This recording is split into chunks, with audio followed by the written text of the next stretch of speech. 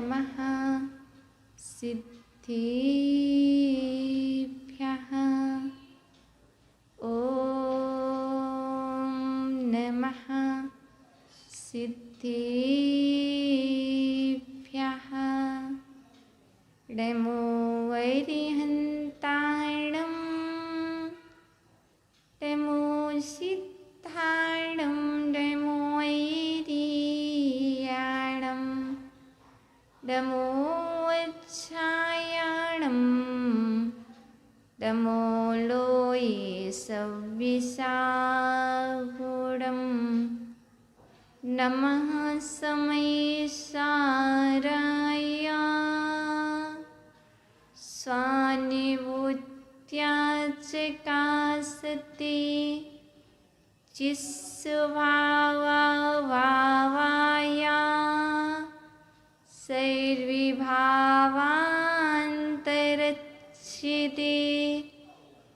कुर्वः पन्तिनो नित्यं ज्ञानिदर्शननायकः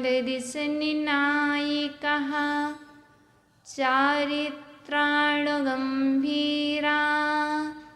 मोक्षमार्गोपदेशिकः त्वं देवि जगतां ज्योतिस्त्वं देवि जगतां गुरुः त्वं देवि जगतां धाता त्वं देवि जगतां पतिः त्वं देवि जगतां पतिः। अनंतानंत सिद्धि परमेष्टि भगवान की देवादिदेवी कजर प्रथम तीर्थंकरी आदिनाथ भगवान की परम पूजनीय आचार्य वन श्री कुंद कुंद स्वामी की परम पूजनीय आचार्य वन पूजपात देवी की प्रातः स्मरणीय सारस्वत कवि नय चक्रवर्ती मम गुरुवरी आचार्य वन श्री विभव सागर जी महाराज की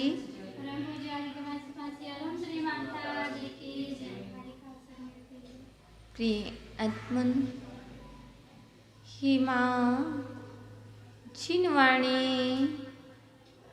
तेरी जय हो सदा विजय हो तेरी विशाल पद में स्रोता सूर्य का उदय हो स्रोता ब्रह्म का उदय। प्रिय आत्मन आज हमें यह जानना है कि विद्या की प्राप्ति कैसे होती है और विद्या प्राप्त होने के बाद किस प्रकार फल देती है। कौन सी विद्या जीवन में लाभकारी है और कौन सी विद्या जीवन में अलाभकारी है। तो सर्वप्रथम यह जानेंगे विद्या की प्राप्ति किस प्रकार होती है, कैसे होती है। तो हम चलते हैं बिना किसी भूमिका के आचार्यवन पूज्यपाद स्वामी के पास। उनसे पूछते हैं कि विद्या किसके जीवन में आती है। उसके पूर्व में आचार्यवन कुंद कुंद स्वामी ने कहा है विनय से विद्या आती है, विनयम ददाति विद्या। विद्या विनय करने से विद्या आती है, लेकिन विनय है क्या। पूज्येषु आदरो विनयः। आचार्यवन पूज्यपाद स्वामी सर्वार्थ सिद्धि में कहते हैं पूज्य पुरुषों का आदर करने से विनय आती है। पूज्य पुरुषों का आदर करना, सत्कार करना विनय है। जो विनय करता है उसके जीवन में विद्या आती है। पर विनय 4 प्रकार की है। विनय की 4 भेद हैं। ज्ञान विनय, दर्शन विनय, चारित्र विनय और तप विनय। हम विनय करें, पूज्य पुरुषों का आदर करना विनय है। लेकिन आचार्य भगवान ने कह दिया विनय चतुधा। विनय 4 प्रकार की होती है। सर्वप्रथम ज्ञान विनय, अर्थात ज्ञान की विनय और ज्ञानधारी की विनय करना ज्ञान विनय है। लेकिन आचार्य भगवान पूज्यपाद देव सर्वार्थ सिद्धि में ज्ञान विनय का स्वरूप दर्शाते हुए कहते हैं सा बहुमानम मोक्षार्थम ज्ञान ग्रहण अभ्यास स्मरणाधि ज्ञान विनय। सा बहुमान, आदर के साथ, बहुमान के साथ क्या करना? मोक्षार्थम, मोक्ष के लिए, ज्ञान ग्रहण अभ्यासम, ज्ञान का अभ्यास करना, ज्ञान ग्रहण करने के लिए अभ्यास करना, स्मरण आदि करना ज्ञान विनय। कैसे? बहुमान के साथ याद कर रहे हैं, पढ़ रहे हैं, पर आदर नहीं कर रहे हैं। यदि जीवन में कुछ प्राप्त करना है तो कुछ करना अनिवार्य है। जैसे भूमि को साफ करना है, भूमि को साफ करना है तो झुकना पड़ेगा। सफाई करना है तो आपको क्या करना पड़ता है? झुक करके झाड़ू लगाना पड़ती है। और उतने से साफ नहीं होती है भूमि तो क्या करना पड़ता है? पता है आपको? बैठ करके पोंछा भी लगाना पड़ता है। इतना झुकना पड़ता है किस लिए? भूमि को साफ करना है तो। लेकिन आचार्य भगवान कहते हैं अपनी हृदय भूमि में यदि कुछ बीज डालना है, भैया खेत में बीज डालना है तो क्या करते हैं? खेत को जुतवाते भी हैं, बहुत कुछ करते हैं, उसके बाद खेत में बीज डालते हैं। हमें तो अपने जीवन में विद्या रूपी फसल को उगाना है। हम चाहते हैं कि मेरे जीवन में ज्ञान आए, विद्या आए, मैं पंडित बनूं, मैं विद्वान बनूं। तो आचार्य भगवान कहते हैं सा बहुमानम, आदर के साथ, बहुमान के साथ क्या करो? मोक्षार्थम, मोक्ष के लिए, ज्ञान ग्रहण करने के लिए, अभ्यास करने के लिए क्या करो? स्मरण करने के लिए। ये सब क्या है? ज्ञान विनय है। बहुमान के साथ स्मरण करना है, याद करना है, बहुमान के साथ अभ्यास करना है। हम अभ्यास करना चाहते हैं आपके सानिध्य में। सा बहुमानम, बहुमान के साथ अभ्यास करोगे तो कुछ प्राप्त होगा।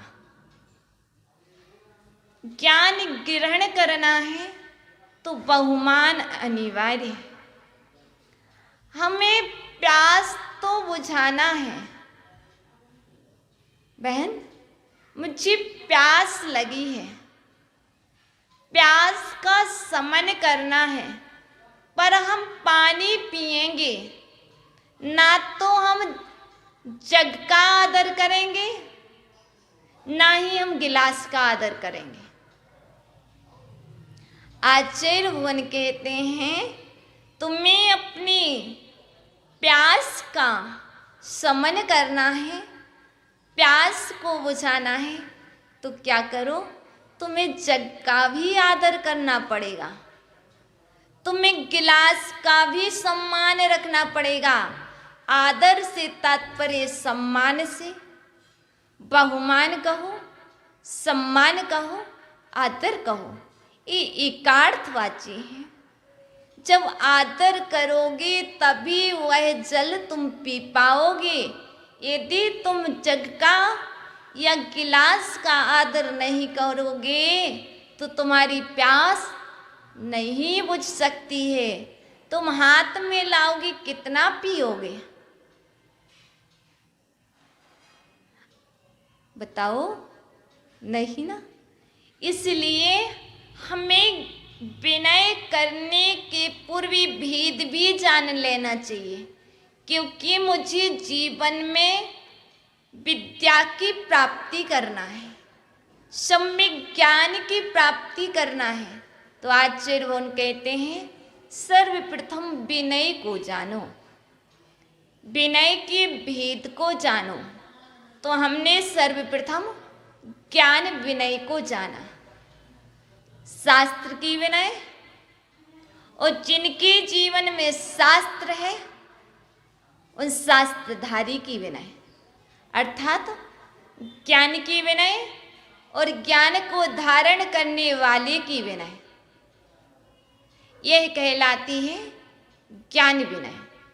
सेकंड नंबर पर आती है दर्शन विनय, देव की विनय, और देव के पथ पर चलने वाले, देव के पथ पर चलने वाले आचार्य, उपाध्याय, साधु, इन सभी की विनय करना दर्शन विनय है।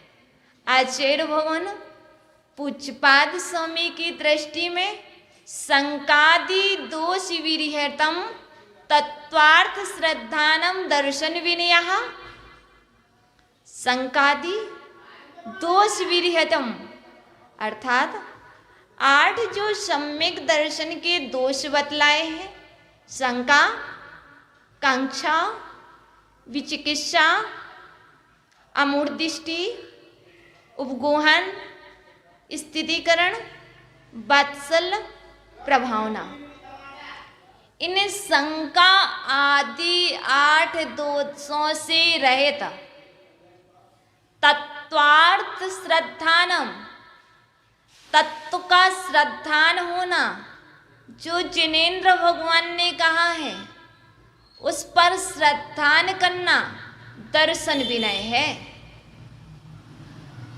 तो कैसे? शंका आदि 8 दोषों से रहित होना, तत्व का श्रद्धान करना दर्शन विनय है। यह भी आपको विद्या की प्राप्ति में कार्यकारी है।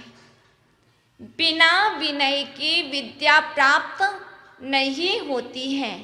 जैसे भैया चौका लगना है, चौका लगना है घर पर, तो सबसे पहले क्या करना पड़ेगा? चौके में सबसे पहले आपको जल चाहिए। आप क्या करोगे जल के लिए? कुएं के पास आओगे कि नहीं? पहले कुएं के पास आओगे कि नहीं? आओगे। मात्र कुएं के पास आकर के खड़े रहोगे तो क्या जल मिलेगा? आप कहते रहोगे कुआ मुझे चौका लगाना है, ये कुआ मुझे चौका लगाना है, मुझे चौका लगाने के लिए जल की आवश्यकता है, तू मुझे जल दे दे। क्या तुम्हारे कहने से कुआं अपने आप जल दे देगा? और तुम खाली आओगे, कुआं के पास आए हो और खाली आए हो, बर्तन ही नहीं लाए हो। नर्तन के साथ आ गए कुएं के पास, बर्तन नहीं लाए। क्या यदि कुआं बाई चांस दे भी दे जल, लेकिन तुम बर्तन नहीं लाए, कुआं किसमें दे जल? तो कुआं के पास आना भी अनिवार्य है और बर्तन को लाना अनिवार्य है, अर्थात पात्र को लाना अनिवार्य है। फिर उसके बाद क्या चाहिए? योग्य सामग्री ढूंढते हो, मुझे रस्सी चाहिए। फिर कुआं में डालोगे भी, एक बार में बर्तन नहीं भरेगा, उसको झुकाओगे भी। अब वो बर्तन कहे मैं झुकूं ना, मैं कुआं के अंदर झुके ना, क्या उस बर्तन में पानी आएगा? उस बर्तन को कुआं में झुकना पड़ता है, रस्सी से अर्थात डोरी से बंधना पड़ता है और खींचना भी पड़ता है। उसके बाद कभी बर्तन में अर्थात बाल्टी इत्यादि पात्र में जल आता है, तब कभी तुम्हारी प्यास बुझती है, तब कभी वह जल तुम्हारे चौके के काम आता है। तो आचार्य भगवान कहते हैं, जो व्यवहार में तुम जल को ग्रहण करने के लिए, प्यास को बुझाने के लिए इतना परिश्रम करते हो, क्या आपने विद्या की प्राप्ति के लिए इतना परिश्रम किया? नहीं किया। आए तो खाली आ गए, भाव ही नहीं लाए। यदि तुम्हें ज्ञान से भरना है तो भाव बनाओ। जब तक भाव अच्छे नहीं होंगे, भावों में विशुद्धि नहीं होगी, तब तक सुनोगे तो बहुत, पानी तो बहुत खींचोगे, लेकिन जब पानी मात्र तन के ऊपर डालते रहोगे, मुख में नहीं ले जाओगे तो प्यास नहीं बुझेगी। ऐसे ही प्रवचन आदि में आकर के मात्र सुनते सुनते रहोगे, अंदर नहीं ले जाओगे तो आपकी ज्ञान की प्यास नहीं बुझेगी। इसलिए जो व्यवहार में कार्य कर रहे हो उससे शिक्षा लो। ये हुई दर्शन विनय। क्या? देव की विनय, आचार्य उपाध्याय शास्त्र की, आचार्य उपाध्याय साधु की विनय, ये सब दर्शन विनय है। तत्व का श्रद्धान करना दर्शन विनय है। शंका आदि अष्ट दोषों से रहित होना दर्शन विनय है। तो हम विनय में सर्वप्रथम ज्ञान की भी विनय करें, दर्शन की भी विनय करें। ज्ञान की विनय, ज्ञानधारी की विनय, दर्शन की विनय, सम्यक दर्शनधारी की विनय। आगे चलते हैं। अब कौन सी विनय आती है? थर्ड नंबर पर चारित्र विनय। तद वतश्चारित्रे समावृत्ति चित्तता चारित्र वन्या। अर्थात क्या? जिनके अंदर इस तरह का चारित्र है, अर्थात जिन्होंने चारित्र को ग्रहण कर लिया है। चारित्र क्या होता है? पंच समिति, तीन गुप्ती, पंच महाव्रत, यह 13 प्रकार का जो चारित्र कहा है, तो चारित्र की विनय और चारित्रधारी की विनय, और जिनका चित्त विशुद्ध हो गया है, जिन्होंने अपने चित्त को शुद्ध कर लिया है चारित्र से, जिन्होंने अपने चित्त को विशुद्ध कर लिया है, उन चारित्रधारी की विनय ये भी ज्ञान की प्राप्ति में कार्यकारी है। जैसे पानी को निकालने के लिए रस्सी भी अनिवार्य है, बाल्टी भी अनिवार्य है, उसके साथ खींचने वाला भी चाहिए। बाल्टी हो भैया, बाल्टी हो, रस्सी हो और खींचने वाला हो, लेकिन कुएं में पानी ना हो। भैया कुआं भी मिल गया लेकिन कुएं में पानी नहीं है, क्या प्यास बुझाएगा?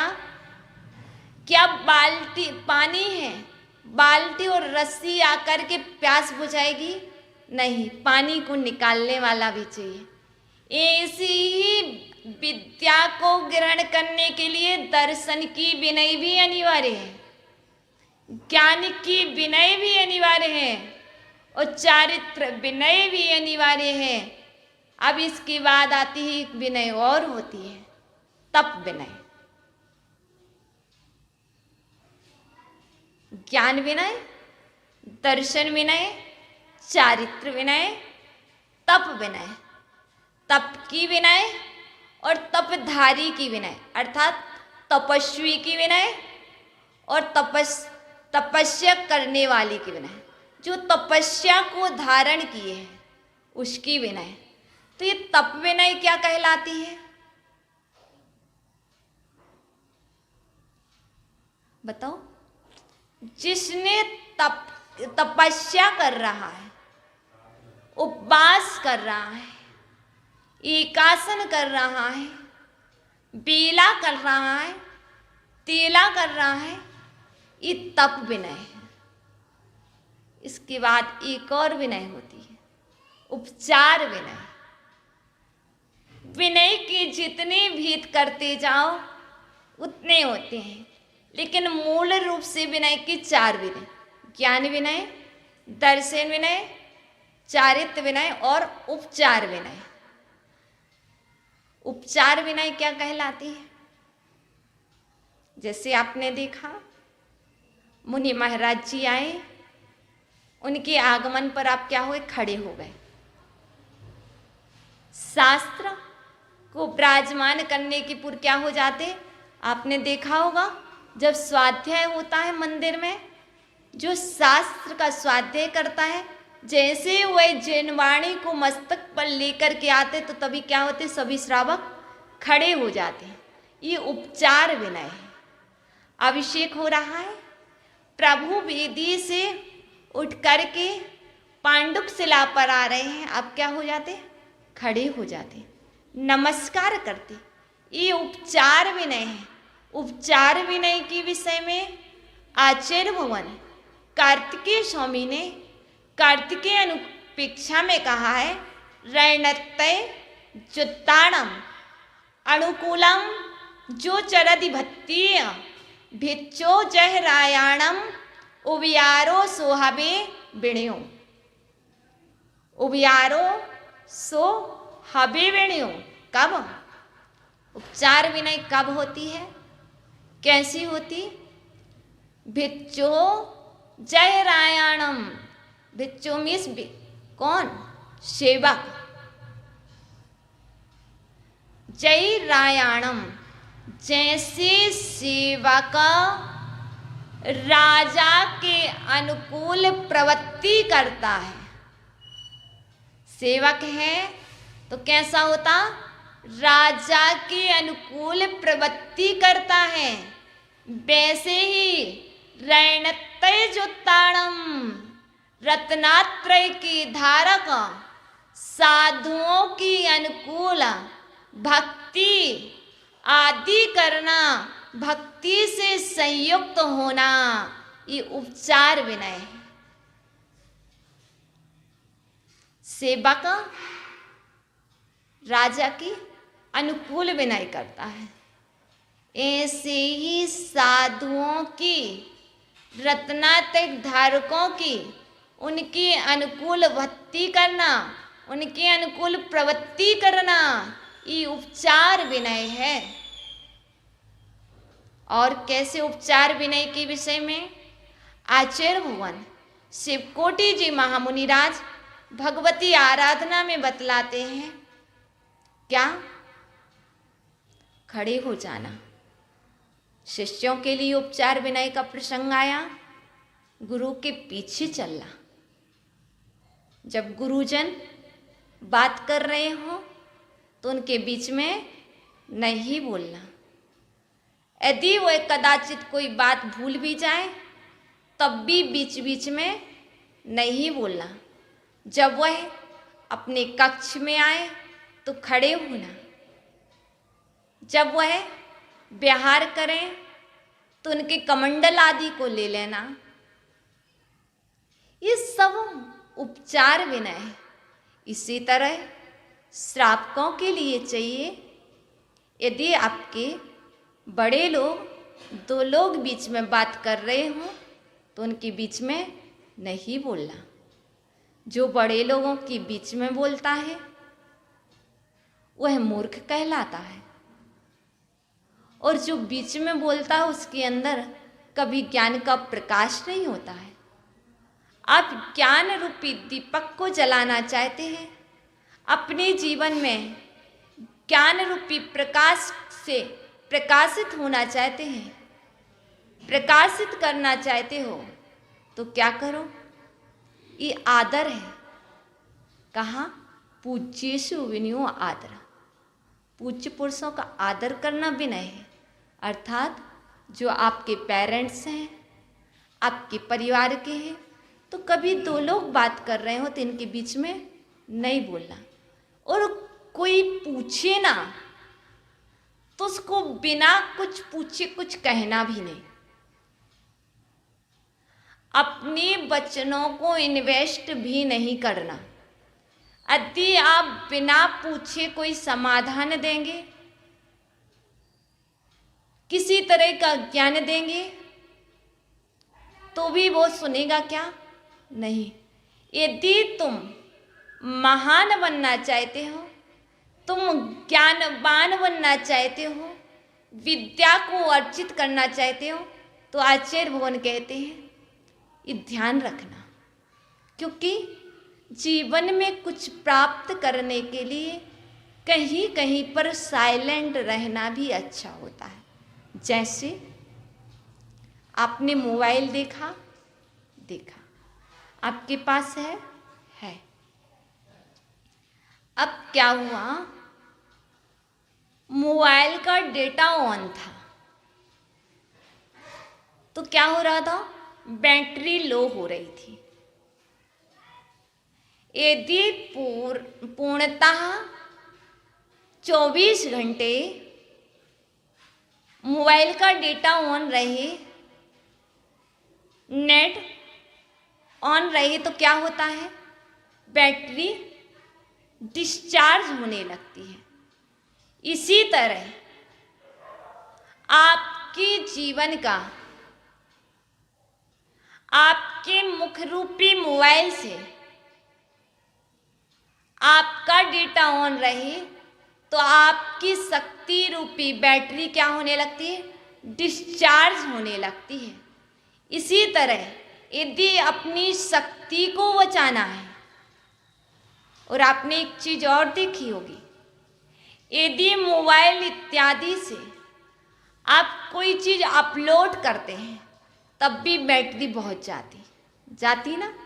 इसी तरह आप अपने मनोबल से, मन रूपी मोबाइल से अंदर ही अंदर कुछ सोच रहे हैं। जैसे कोई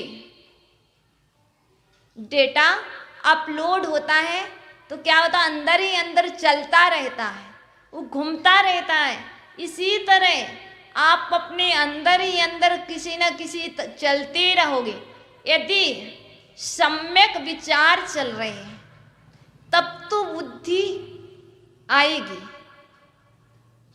और यदि अशुभ विचार चल रहे हैं तो क्या होगी? शक्ति क्षीण होगी।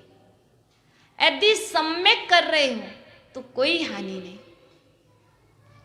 यदि असम्यक कर रहे हो तो हानि ही हानि है, आपका हिरास ही हिरास है। तो हमने सर्वप्रथम ये जान लिया है, विनय करने से विद्या आती है। विनयम ददाति विद्या, विद्या ददाति विनयम की विनयम ददाति विद्या। यदि विनय होगी तो विद्या आएगी। और कभी कभी जिसके जीवन में सम्यक विद्या होती है, सम्यक ज्ञान होता है, उसके अंदर नियम से विनय होती ही है। यह भी सत्य है कि विद्या ददाति विनयम, विद्या विनय को देती है, यह भी सत्य है। पर कौन सी विनय, कौन सी विद्या? जिन्होंने सम्यक विद्या को ग्रहण किया है, शास्त्रीय विद्या को ग्रहण किया है, वह विद्या नियम से विनय सिखलाएगी। पैसे के द्वारा प्राप्त की गई विद्या विनय नहीं सिखला सकती। भैया, संस्कार के द्वारा प्राप्त की गई विद्या विनय सिखलाती है। विद्या के 3 भेद हैं भैया। विद्या भी एक तरह की नहीं होती है, विद्या भी 3 तरह की होती है। जाति विद्या, कुल विद्या, तप विद्या। आप कौन से विद्या के धारी हैं? जो विद्याधर होते हैं वह तीनों विद्या के धारी होते हैं। जो साधु होते हैं, जो मुनिराज होते हैं, वह तप विद्या के धारक होते हैं। तो मनुष्य कौन सी विद्या के धारक होते हैं? और विद्याधर कहलाते कौन है? तो आचार्य भवन वीर स्वयं स्वामी की दृष्टि में धवलाकार कहते हैं, जिन्होंने विद्यानुवाद को पढ़ लिया है, जो विद्या को जानते हैं, जो विद्या के जानकार हैं, वह भी विद्याधर कहलाते हैं। विद्याधर आकाश में गमन करते हैं। उनके पास जाति विद्या होती है, उनके पास कुल विद्या होती है, और उनके पास तप विद्या भी होती है। मातृ पक्ष को जाति विद्या कहते हैं और पितृ पक्ष से जो विद्या आई है वह कुल विद्या कहलाती है। और जो तप आदि, उपवास, एकासन, बेला, तेला, 10 लक्षण, 16 कारण इत्यादि भावनाओं से उपवास आदि करके जो विद्या प्राप्त की गई है वह तप विद्या कहलाती है। जो साधना के द्वारा साधक को प्राप्त होती है विद्या, वह तप विद्या कहलाती है। इसलिए हो सकता है आपके पास जाति विद्या हो, कुल विद्या हो, लेकिन हमें अब सम्यक विद्या की प्राप्ति करना है। यदि जातिगत संस्कार अच्छे होंगे तो विद्या भी अच्छी होगी, वित्तीय संस्कार अच्छे होंगे तो वित्तीय कुल विद्या भी बहुत अच्छी होगी। इसलिए विद्या 3 तरह की होती है। अब इस विद्या में भी जो तप विद्या है वह भी 3 तरह की है भैया। जाति विद्या एक ही प्रकार की, कुल विद्या एक ही प्रकार की, लेकिन जो तप विद्या है वह 3 तरह की है। कौन कौन सी? कायिक विद्या, मानसिक विद्या, वाचनिक विद्या और कायिक विद्या। मन से की जाने वाली तपस्या, काय से की जाने वाली तपस्या, वचन से की जाने वाली तपस्या, तप। ऐसी विनय भी 3 तरह की होती है। मानसिक विनय, वाचनिक विनय, कायिक विनय। यह उपचार विनय के भेद हैं। बाहर से खड़े होना, एक अंदर से भी खड़े होना। एक कभी कभी क्या हुआ, गुरुजी कुछ कह ना दें तो क्या होते, खड़े तो हो जाते, नहीं होना था, लेकिन क्यों हो रहे? डर के कारण, भय के कारण। तो काय से खड़े हो गए, मन से नहीं हुए। मन से भी विनय करना, काय से भी करना, और वचन से नमस्कार आदि कहना, नमोस्तु कहना, यह वाचनिक विनय है। इसके 2 और भेद हैं। मानसिक विनय के 2 भेद हैं, वाचनिक विनय के 2 भेद हैं, और कायिक विनय के भी 2 भेद। प्रत्यक्ष विनय और परोक्ष विनय। भैया, सामने कोई दिख जाता है तो सभी कर लेते हैं नमस्कार। प्रत्यक्ष तो सभी कर लेते हैं, परोक्ष में भी करके दिखाओ, तब समझेंगे तुम्हारे अंदर उपचार विनय है। जीव प्राय करके प्रत्यक्ष में निंदा ना कर पाए तो परोक्ष में करते हैं। आपने देखा, जब तक जो जीव जहां रहता है तब तक कोई कुछ नहीं कहता, जब वहां से चला जाए तो फिर करते। वो परोक्ष विनय नहीं है। तो दोनों तरह की विनय, प्रत्यक्ष विनय भी, परोक्ष विनय भी होना अनिवार्य है। इसके बाद आपके पास विद्या की प्राप्ति हो। तो विद्या 3 तरह की, जाति विद्या, कुल विद्या, तप विद्या। अब तुम कौन सी विद्या को प्राप्त करना चाहते हो? जाति विद्या मां से मिली, कुल विद्या पिता से मिली, अब रही तप विद्या शेष है, सम्यज्ञान विद्या। कोई विद्या की प्राप्ति चाहते हो ना? हाँ, तो वो कैसे प्राप्त होगी? आप संपत्ति चाहते हो? चाहते हैं। कौन सी संपत्ति चाहते हो? कौन सा धन चाहते हो?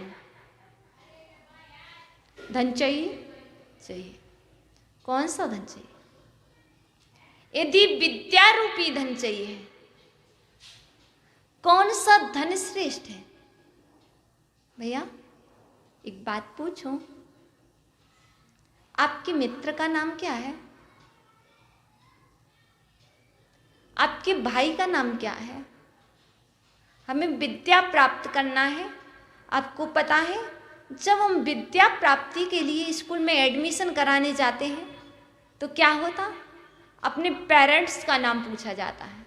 एडमिशन कराने के पूर्व आपके माता का नाम क्या है? आपके पिता का नाम क्या है? आपका नाम क्या है? आप कहाँ रहते हो? किस वार्ड में रहते हो? आपका मोबाइल नंबर क्या है? आपने अभी तक क्या क्या पढ़ा है? आपके पिता क्या व्यवसाय करते हैं? सारा बायोडाटा लिया जाता है। इसी तरह आप सम्यक ज्ञान रूपी विद्या को प्राप्त करना चाहते हैं तो आचार्य भगवान जिनसेन स्वामी आपसे पूछ रहे हैं, आपका वो बायोडाटा जानना चाहते हैं। आपके भाई कौन है? आपका मित्र कौन है? आप क्या करते हो? आप क्या प्राप्त करना चाहते हो? तो आचार्य भगवान जिनसेन स्वामी आदि पुराण के 16वें पर्व में बहुत अच्छी बात कह रहे हैं। विद्या यशस्करी पुंसाम विद्या श्रेयस्करी मता सम्यगराधिता विद्या देवता कामुदायिनी। अर्थात विद्या से होता क्या है? आप यश चाहते हो कि अपयश चाहते हो?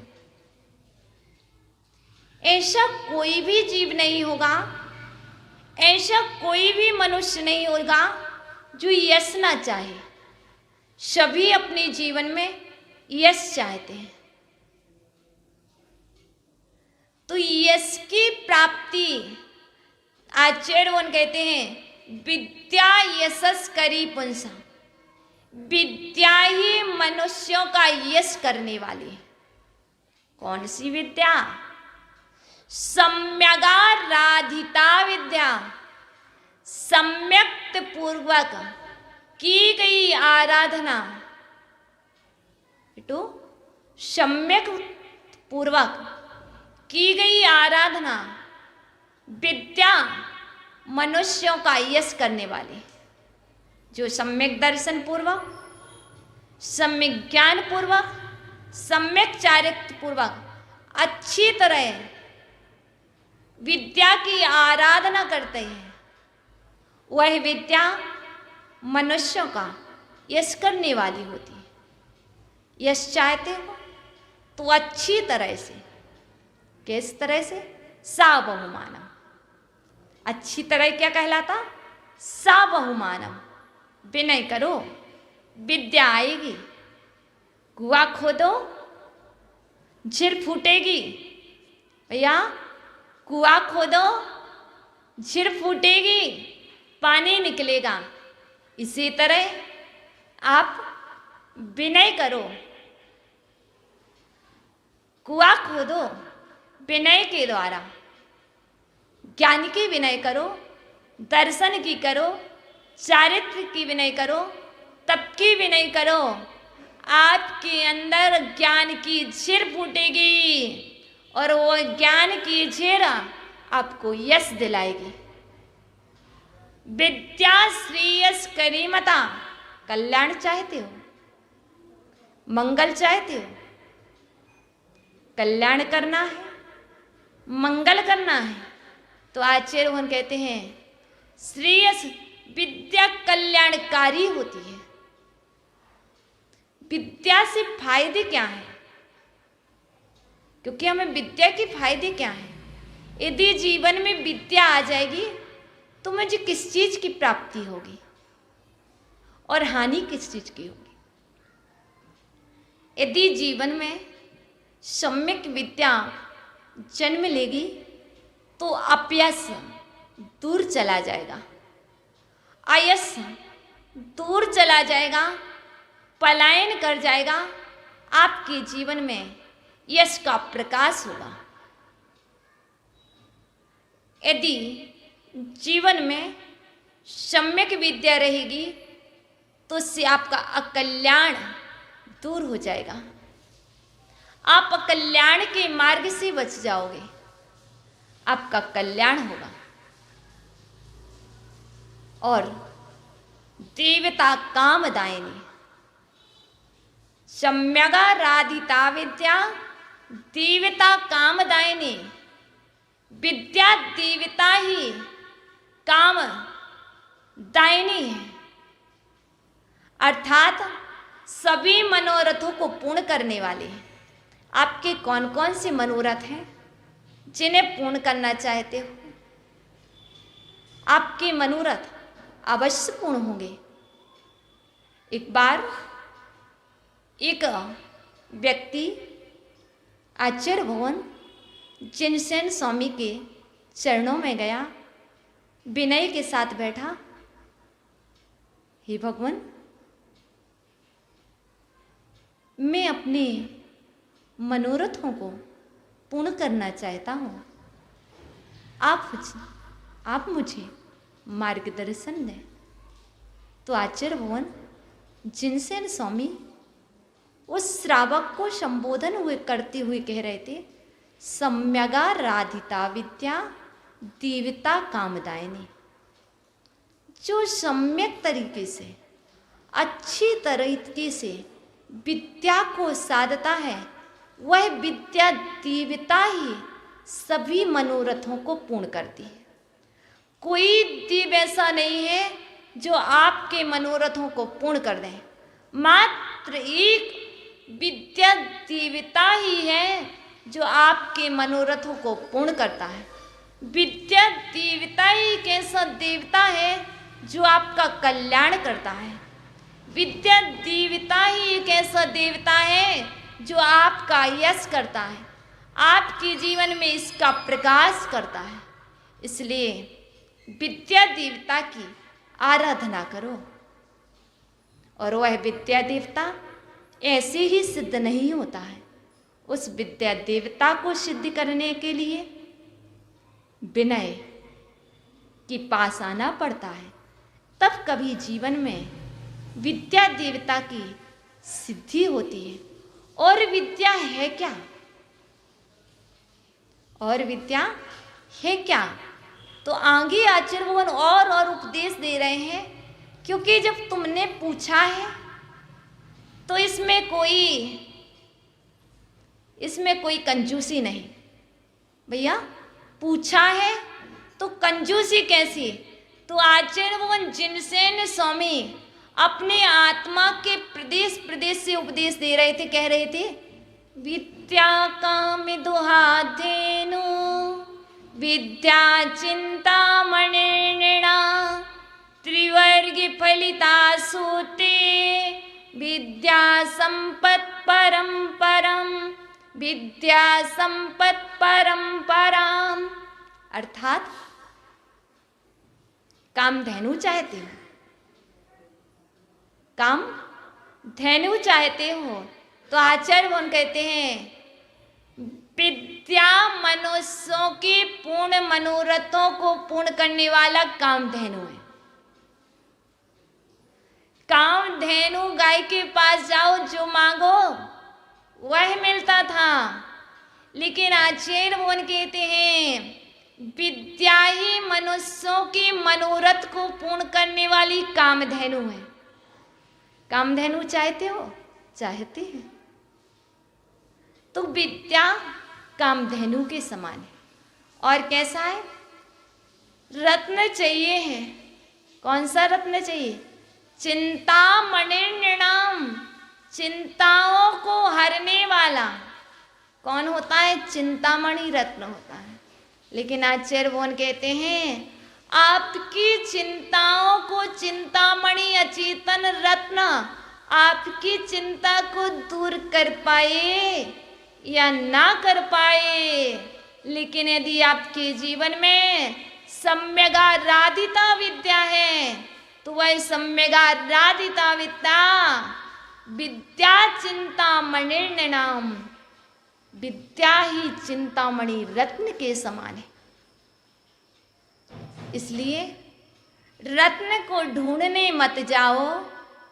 जिसकी जीवन में सम्यक विद्या होगी, जिसकी जीवन में सम्यक ज्ञान होगा, उसकी जीवन में चिंतामणि रत्न क्या सभी बहुमूल्य रत्न होंगे। तो विद्या ही चिंतामणि रत्न है। त्रिवर्ग फलितास होते। त्रिवर्ग कौन से होते हैं? धर्म, अर्थ, काम तथा मोक्ष। ये पुरुषार्थ फल सहित क्या बतलाया था? विद्या संपत् परंपरा। धर्म, अर्थ, काम, इन सबको साधने वाली, इन संपदाओं की परंपरा से उत्पन्न करती है कौन? विद्या। और बहुत अच्छी बात कहते हैं, हमारे भाई का नाम अंकित है, हमारे भाई का नाम क्या है? छोटू है, इत्यादि नाम बतलाते हैं सब। पारसन ना जाने क्या क्या नाम है सबके, सब बतलाते। आचार्य भगवान कहते वो तुम्हारा भाई नहीं है, वो तुम्हारा भाई नहीं है। तो कौन तुम्हारा भाई है? विद्या बंधुश्च मित्रम च। मेरी विद्या ही मेरा बंधु है, विद्या ही मेरा भाई है। मित्रम च, और विद्या ही मेरा मित्र है। विद्या बंधुश्च मित्रम च विद्या कल्याणकारिकम सहायी धनम विद्या विद्या सर्वार्थ साधिनी। विद्या बंधु है अर्थात भाई है, विद्या ही मेरा मित्र है और विद्या ही कल्याण करने वाली है। जिसकी जीवन में सम्यक विद्या नहीं होगी उसका कल्याण नहीं होगा। सहायी धनम विद्या, साथ में कौन सा धन जाएगा भैया? भवन नहीं जाएगा साथ में, भवन में रहने वाले नहीं जाएंगे, भाई नहीं जाएगा साथ में, मित्र नहीं जाएगा साथ में। और ये रत्न जवाहरात सोना चांदी ये कुछ भी तुम्हारे साथ नहीं जाएगा। तो क्या जाएगा?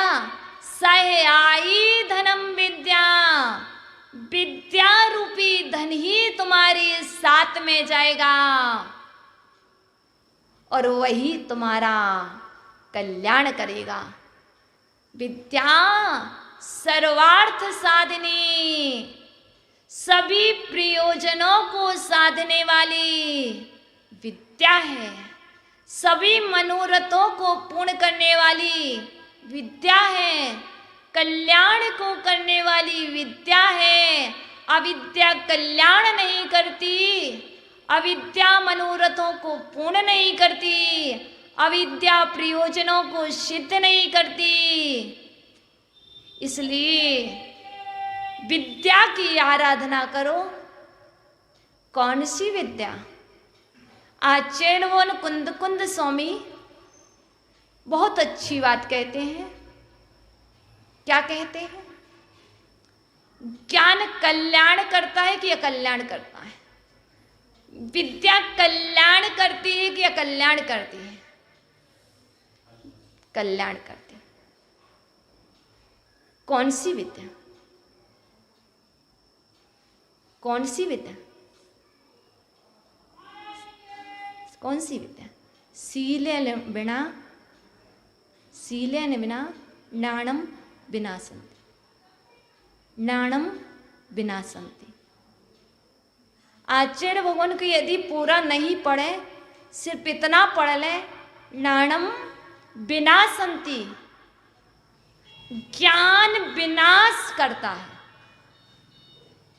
आपने कहा ज्ञान कल्याण करता है, आपने कहा विद्या कल्याण करती है,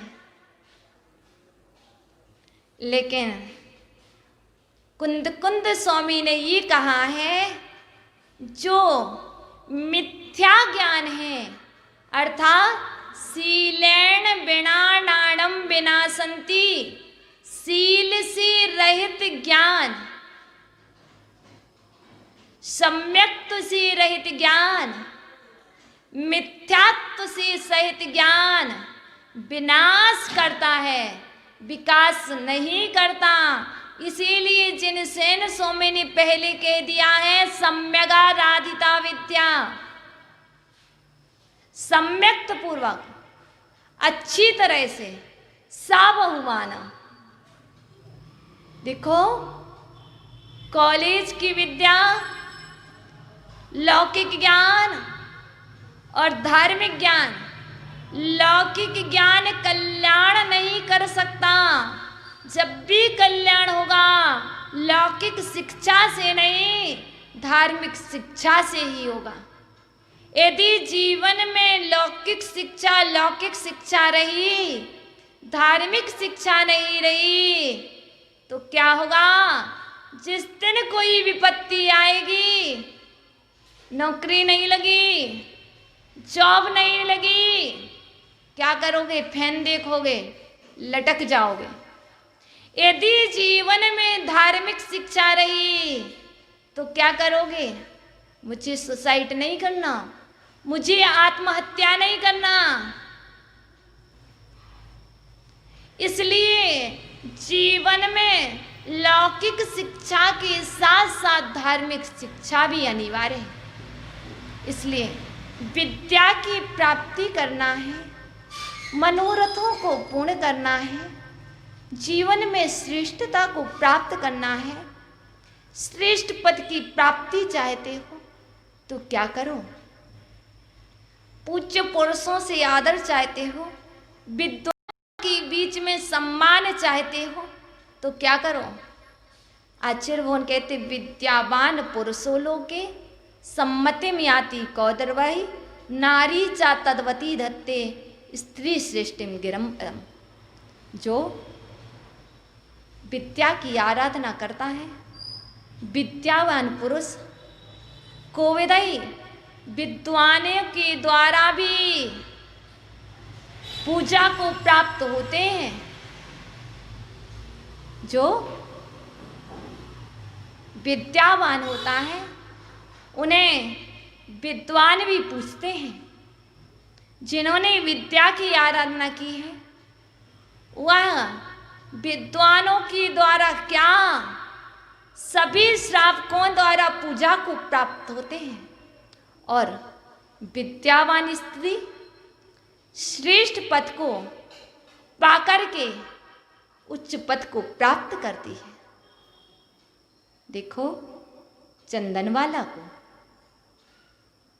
यदि उसके जीवन में सम्यक विद्या नहीं होती तो क्या वह महाव्रत को ग्रहण कर पाती? नहीं। चंदनवाला के जीवन में सम्यक राधिता विद्या थी। उस सम्यक राधिता विद्या को पाकर के गणनी पद पर प्रतिष्ठ होकर के समाधि को धारण करके स्वर्ग गई। स्वर्ग से आकर के आएगी और मोक्ष पद को प्राप्त होगी। ऐसा गुणवत्र आचार्य ने उत्तर पुराण में कहा है। यदि तुम भी उच्च पद की प्राप्ति चाहते हो, श्रेष्ठ पद की प्राप्ति चाहते हो, मात्र तुम सिर्फ एक की आराधना करो। आप विद्या की प्राप्ति के लिए सम्यक विद्या की आराधना करो, जगत आपके चरणों की पूजा करेगा। अब मत कहो कोई मुझे पूछे, अब मत कहो कोई मुझे सुने। सब सुनेंगे, सब आपको देखेंगे, सब आपकी मानेंगे। तुम आगम की मानो, तुम जिनवर की मानो, तुम प्रभुवर की मानो, तुम गुरुवर की मानो, जगत तुम्हारी मानेगा। जब तक तुम जिनवर की नहीं मानोगे, जब तक तुम प्रभुवर की नहीं मानोगे, शास्त्र की नहीं मानोगे, गुरु की नहीं मानोगे, ये जगत तुम्हें पूछेगा क्या? तुम्हारी सुनेगा भी नहीं और तुम्हारी ओर देखेगा भी नहीं। इसलिए तुम सिर्फ एक की मानो, प्रभुवर की मानो। क्योंकि प्रभु का मानने वाला, प्रभु के मार्ग को दिखलाने वाला जो होता है उसकी तो मानोगे ही। क्योंकि पहले विद्या की प्राप्ति बतला दी गई है, विनय से होती है। विनय के बिना विद्या रूपी कमल नहीं खिलता है। विनय के बिना जीवन में खुशबू नहीं आती है। यदि विद्या की सुगंध लेना चाहते हो तो क्या करो? विनय करो। यदि विद्या से श्रृंगार करने चाहते हो तो विनय करो। यदि जीवन में सुंदर बनना चाहते हो, कैसे? किम सुंदरम किम असुंदरम, क्या सुंदर है, क्या असुंदर है। बाहर के ये पुद्गल अचेतन पदार्थ की सुंदरता सुंदरता नहीं है। आचार्य कुंद स्वामी समय सार में कहते हैं, स्वरूप की सुंदरता ही सुंदरता है, रूप की सुंदरता सुंदरता नहीं। जो तुमने रूप की सुंदरता को सुंदरता माना है, यह सुंदरता तो क्षणिक है, कभी भी नष्ट हो जाएगी, कहीं भी नष्ट हो जाएगी। एक बार स्वरूप की सुंदरता की प्राप्ति कर लो, जो शाश्वत है, अजर है, अमर, अविनाशी है। एक बार प्राप्त हो जाने के बाद कभी नहीं छूटती है।